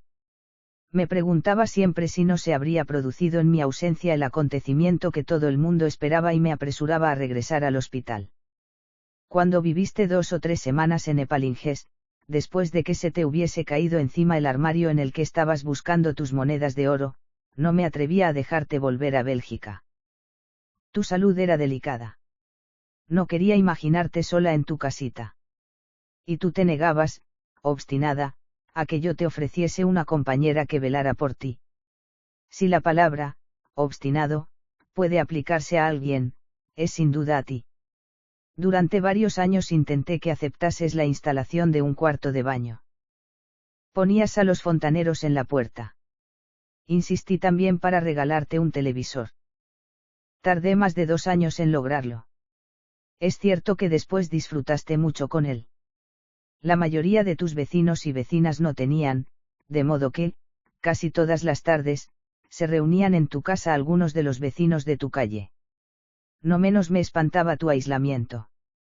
Una tarde, te caíste en la acera y permaneciste ahí, sin poder levantarte, hasta que un agente de policía que pasaba por casualidad acudió en tu ayuda. No sé si te sangraban las rodillas o los codos. Lo que sé es que quiso acompañarte al hospital. Tú le respondiste, con tu acento liejense mezclado con acento flamenco. No, ¿qué va, señor? No tengo nada. Estamos casi delante de mi casa. Acompáñeme solo hasta allá y descorcharé una buena botella de vino. El agente no tuvo más éxito que yo. No consiguió llevarte a que te reconociesen, ni siquiera por un médico del barrio. Se vio obligado a seguirte a la casa y a beber el vino que le serviste.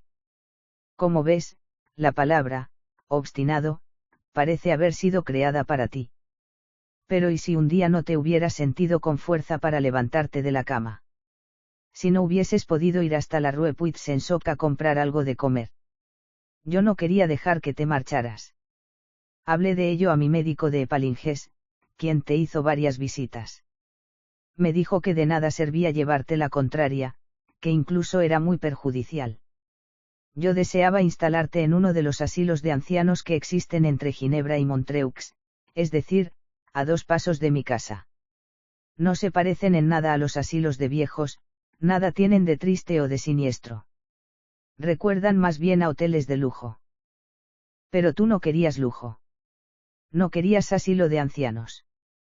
Lo que querías, y con todas tus fuerzas, era tu casa, aquella casa que habías podido pagarte después de haber trabajado tanto y que, por fin, era la tuya. Estoy convencido de que los vecinos de la Rue de l'Enseignement se imaginarían que yo era un mal hijo, que te había dejado sola, y en la miseria tal vez.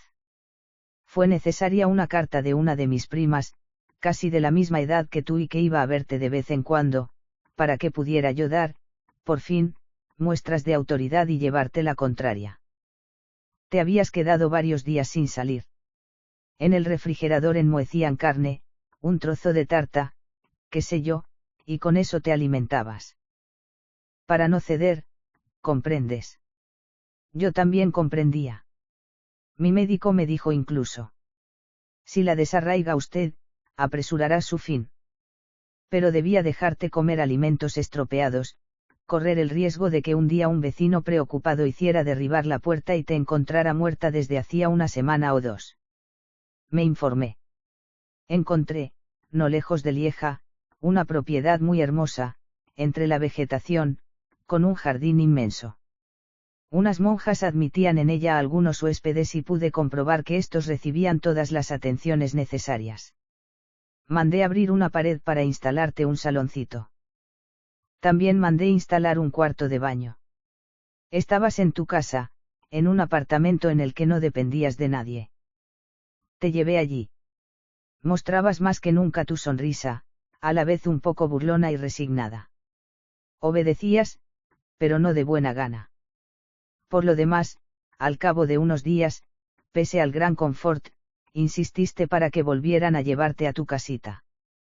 Pero ¿y si hubiera gente que se aprovechara de que no hay nadie para ir a robarme, hermana? Tenías casi 90 años y te preocupaba que pudieran robarte. ¿Robarte, el qué? Tus muebles. Tu mantelería. Algunos recuerdos traídos de tus viajes con tu segundo marido, una concha de Ostende, una estatuilla de la Virgen, qué sé yo. Tuvieron que acompañarte 2 veces a visitar tu casa y asegurarte de que las puertas estaban bien cerradas. Después, un día, hubo que llevarte al hospital de Baviere para operarte. No fue esa la visita de la que estoy hablando. Fui a verte. Habías resistido admirablemente la operación y ya estabas de pie en tu habitación. Mi amigo Orban no salía de su asombro. Normalmente, debería haber fallecido en la operación. Ahora ha firmado un arriendo para varios meses. ¡Qué brillo de triunfo, de desafío, en tus ojos grises azulados! Ocurre un fenómeno curioso. Por lo general, soy muy sensible al tiempo que hace, a una acera que brilla por el sol o a un cielo sombrío surcado por grandes nubes, al cierzo, al calor de un soplo de aire. Ahora bien, del tiempo que pasé en Lieja, y no puedo decir si fueron 6, 8 o 10 días, sino más, solo recuerdo un tono plomizo uniforme, como un dibujo a lápiz en un papel blanco. Una mañana en que estábamos solos, salvo la inevitable monja, me preguntaste: ¿qué vas a hacer con la casa?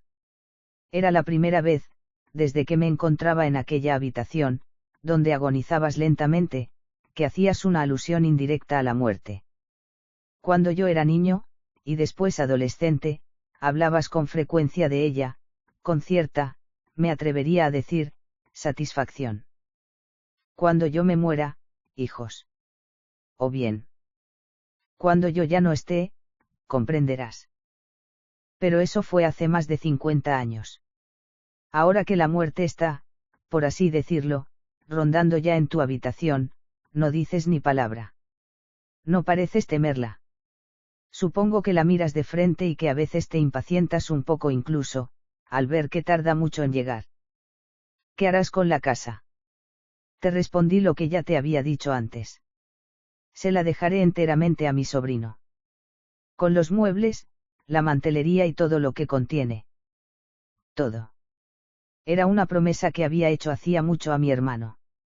Murió más o menos a la edad de mi padre, es decir, hacia los 40 o 45 años, y dejó mujer y un hijo ya mayor de edad. Los dos se ganaban la vida. Sin embargo, no había ni que pensar en que yo aceptara una parte de la herencia de mi madre. Con motivo de uno de mis escasos viajes a Lieja, me miraste largo rato, con una atención sostenida, y pronunciaste esta frase que no he podido olvidar.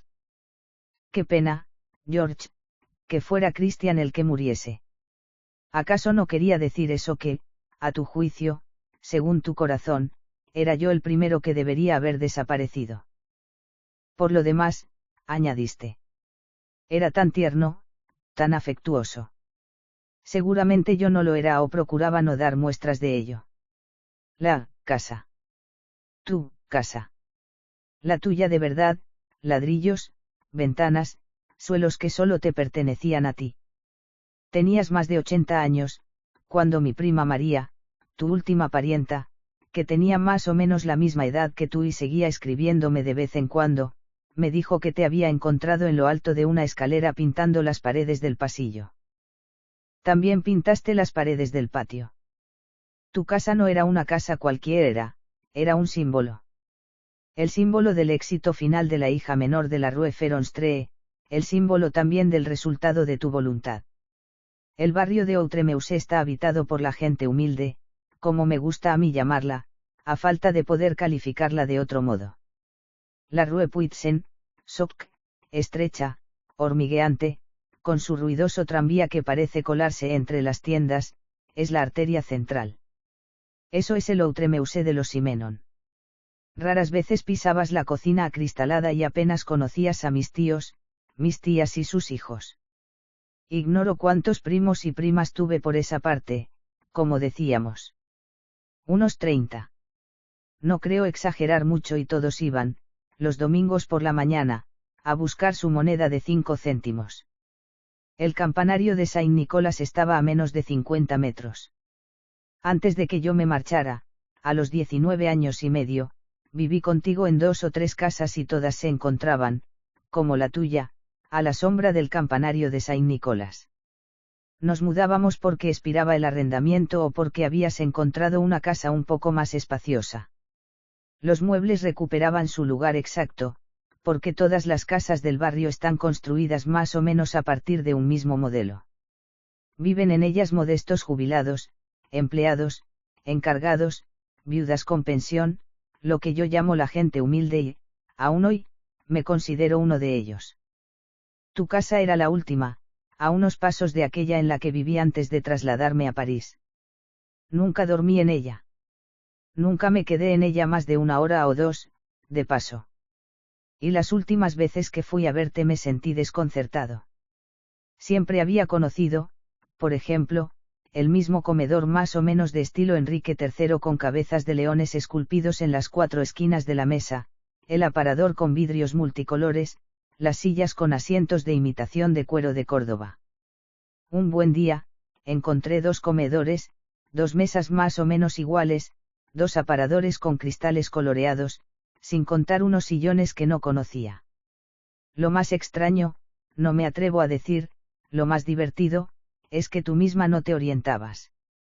En efecto, había en tu casa el mobiliario comprado por mi padre y por ti, cuando os casasteis, tanto tiempo atrás, pero también había el mobiliario del tío André, casi igual. Y te equivocabas. Me decías, por ejemplo. Mira, George, la mesa en que escribiste Au Pont des Arches. No era aquella mesa. Era una que yo nunca había visto, que había formado parte de otra casa que no conocía. Por lo demás, no pudiste decirme que había sido de aquella mesa, de caoba bien pulida, de reflejos como a mí me gustan. Me jurabas que era la que me indicabas y yo ya sabía que se la habías dado a la prima María, la última parienta que tuviste. Pues, por ser la menor, con mucha diferencia de edad entre tus hermanos y tus hermanas, eras la única que quedaba de la familia y no sobrevivía contigo una hermana, sino una sobrina, que tenía tu edad, un año más o menos, y estaba tan lisiada como tú.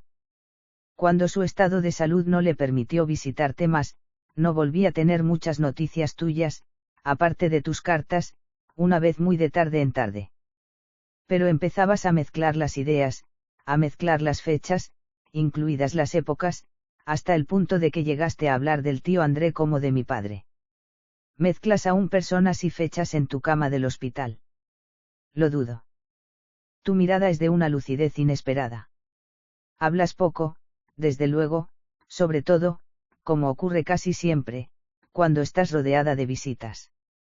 No por ello dejas de seguir esperando lo que quieres, lo que has decidido. Mira, George, sabes que nunca me ha gustado la tumba que mandaste hacer para tu padre. Una gran losa de granito en bruto con un nombre y una fecha simplemente. Siempre me han horrorizado los monumentos funerarios, los mármoles, las columnitas o incluso los retratos encastrados. Sabes que está empezando a ladearse. No es indiferencia por mi parte, muy al contrario. Sentí y conservé un auténtico culto por el gran Desiré. Pero nunca me he preocupado demasiado de su sepultura. Nunca he ido a recogerme ante ella.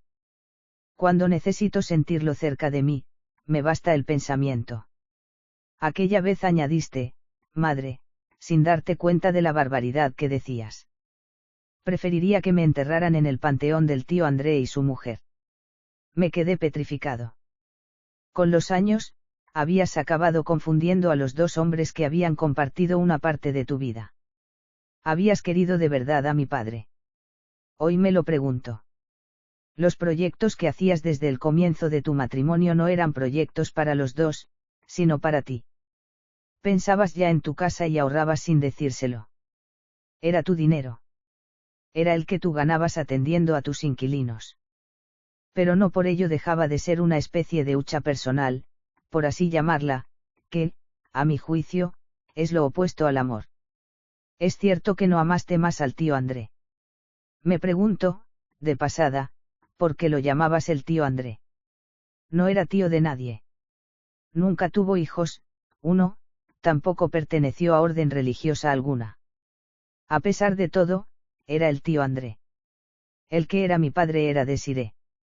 La casa de la Rue de la Loy constaba de 2 habitaciones en la planta baja, aparte de la cocina de puerta acristalada, que se encontraba al fondo del pasillo.